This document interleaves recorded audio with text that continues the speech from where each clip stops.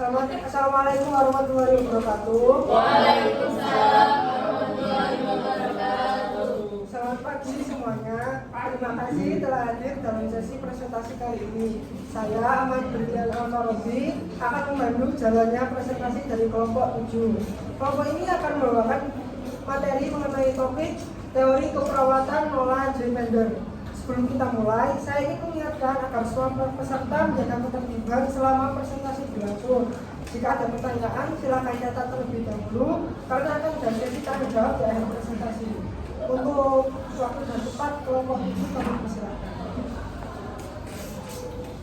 Baik, Assalamualaikum warahmatullahi wabarakatuh. Waalaikumsalam warahmatullahi wabarakatuh. Perkenalkan, nama saya Najatul Kamalia dengan NIM 1132408. Dan ini rekan-rekan saya. Saya Muhammad Isyam Nurajilan Bukhari dengan NIM 1132471. Saya Nazami Ramadhani dengan NIM 1132470. Saya Alia Putri Diana Villa dengan NIM 113240069. Baik, di sini saya akan menjelaskan tentang teori keperawatan Nola J. Bender. Siapa sih Nola J. Bender itu? Nola J. Bender lahir di Lansing, Michigan, 16 Agustus 1941. Beliau pendidikan di yang pertama itu sekolah keperawatan West Suburban Hospital di Oak Park, Illinois. Yang kedua diploma keperawatan tahun 1962. Selanjutnya sarjana keperawatan di Michigan State University tahun 1964. Selanjutnya S2 perkembangan manusia di Michigan University. Terus selanjutnya S3 psikologi di Northwestern University. Kemudian Nola J. Bender dikenal dengan teori Health Promotion Model atau HPM yang pertama kali diungkapkan tahun 1972. Latar belakang dari teori keperawatan Nola J. Bender. Teori keperawatan adalah landasan penting dalam praktik keperawatan. Salah satu teori terkenal yaitu Health Promotion Model atau HPM yang dikembangkan oleh Nola J. Bender. Teori ini membantu perawat memahami perilaku kesehatan pasien dan mendorong gaya hidup sehat. Dengan mengadopsi HPM, perawat dapat merancang program pendidikan kesehatan yang relevan. Ini juga memperkuat kesadaran akan pencegahan penyakit dan promosi kesehatan dalam masyarakat.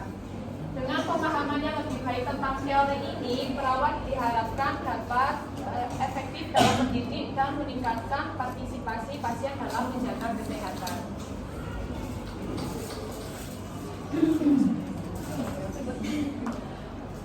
Konsep dan definisi teori Nola J. Bender.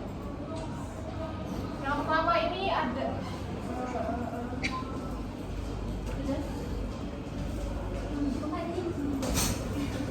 yang pertama perilaku yang terdiri dari perilaku sebelumnya, yaitu pengaruh langsung berupa pembentukan kebiasaan. Terus yang kedua pengaruh tidak langsung berupa persepsi seorang mengenai kemampuan diri sendiri, keuntungan, hambatan, dan pengaruh aktivitas.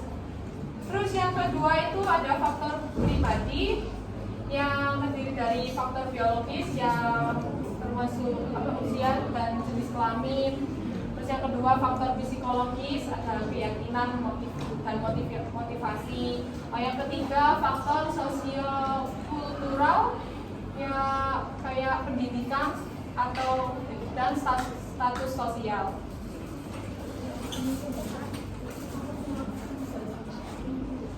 Perilaku spesifik kombinasi dan pengaruhnya atau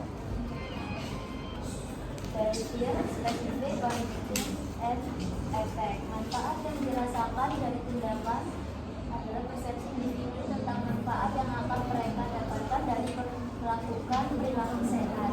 Hambatan yang dari tindakan, tantangan yang dihadapi seseorang ketika mencoba untuk mengadopsi perilaku sehat, misalnya biaya, waktu, atau rasa sakit. Dukungan interpersonal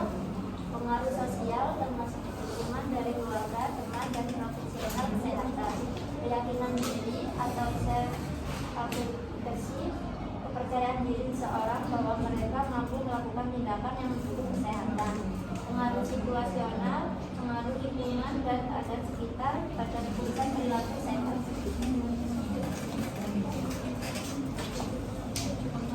Nah, berikutnya ada perilaku yang dihasilkan.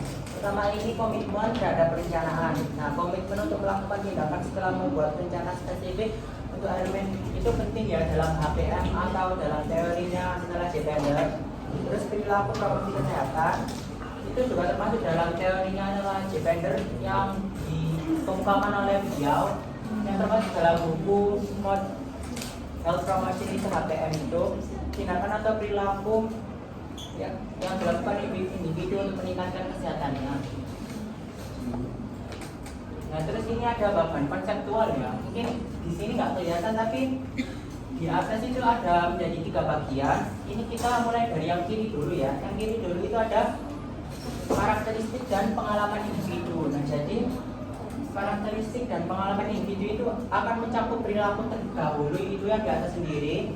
Terus yang bawah itu faktor personal seperti kayak biologis, fisik pada klien itu sendiri, terus psikologis atau kesehatan mental dan jiwa, terus ada sosiokultural atau efek lingkungan yang diderita oleh klien. Nah, terus itu akan mencakup menyebar menjadi yang ke tengah itu di atas ada 4 bagian itu perilaku spesifik, kognitif dan pengaruhnya. Manfaat yang dirasakan dari tindakan itu yang di atas sendiri ya itu akan mencakup perilaku terdahulu yang berhubungan, terus ada hambatan dari tindakan, keyakinan diri, serta aktivitas yang mempengaruhi. Nah, nanti kalau itu akan mencakup jadi satu ke dalam komitmen terhadap perencanaan. Jadi komitmen terhadap perencanaan itu akan dibagi menjadi itu tadi yang akan mencakup ini tadi. Nah, terus tadi nanti faktor personalitas tadi ada biologis, psikologis sama kultural itu akan dibagi menjadi 2 yang di bawah itu sendiri ya. Itu pengaruh interpersonal seperti kayak pengaruh pribadi klien sendiri itu seperti kayak keluarga, teman, terus dukungan dari kerabat itu. Terus yang keduanya itu sendiri ada situasi yang mempengaruhi seperti karakteristik individu itu sendiri atau lingkungan klien itu di sekitarnya itu. Nanti juga akan termasuk ke dalam komitmen terhadap perencanaan itu sendiri ya. Jadi sebenarnya bahkan konseptual ini akan mengacu pada komitmen pada klien itu sendiri. Jadi kesehatan klien itu dipengaruhi oleh komitmen dari klien itu sendiri. Dan jadi bahkan konseptual ini dari bahkan konseptual ini knowledge gender itu kita sebagai perawat itu akan melihat respon dari klien itu sendiri dan akan meyakinkan klien itu sendiri akan komitmen untuk mendorong kehidupan sehat selanjutnya agar klien itu bisa melakukan terbiasa dengan kehidupan sehat gitu.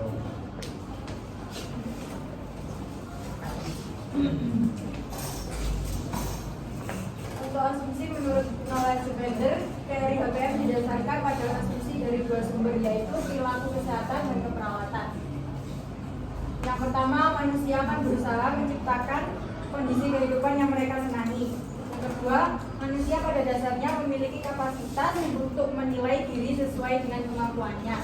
Yang ketiga, manusia memiliki kecenderungan untuk memandang ke arah positif untuk melakukan suatu perubahan. Yang keempat, manusia selalu berusaha untuk mengatur perilakunya sendiri. Yang kelima, manusia merupakan individu yang memiliki kekompleksan yang mencakup biopsikososial. Yang keenam, tenaga kesehatan merupakan bagian dari faktor lingkungan yang berpengaruh bagi manusia. Yang ketujuh, manusia memiliki inisiatif untuk melakukan rekonfigurasi diri untuk melakukan perubahan perilaku. Kesimpulan, konsep teori Health Promotion Model atau HPM yang dikemukakan oleh knowledge gender mencakup dari perilaku, latar belakang, materi, fisik, dan faktor yang lainnya, baik internal maupun eksternal masing-masing individu. Tujuan dari teori ini agar mengetahui respon dari klien dengan segala faktor internal dan eksternal yang dimiliki untuk mendorong perilaku gaya hidup sehat. Jadi kita sudah berada di penghujung acara. Untuk sesi tanya jawab nanti akan dilakukan di Google Classroom. Terima kasih kepada kelompok 7 atas presentasinya yang sangat informatif, dan terima kasih juga kepada semua peserta yang telah aktif berpartisipasi. Semoga materi yang disampaikan bermanfaat bagi kita semua. Sampai jumpa di kesempatan berikutnya. Wassalamualaikum warahmatullahi wabarakatuh. Waalaikumsalam warahmatullahi wabarakatuh.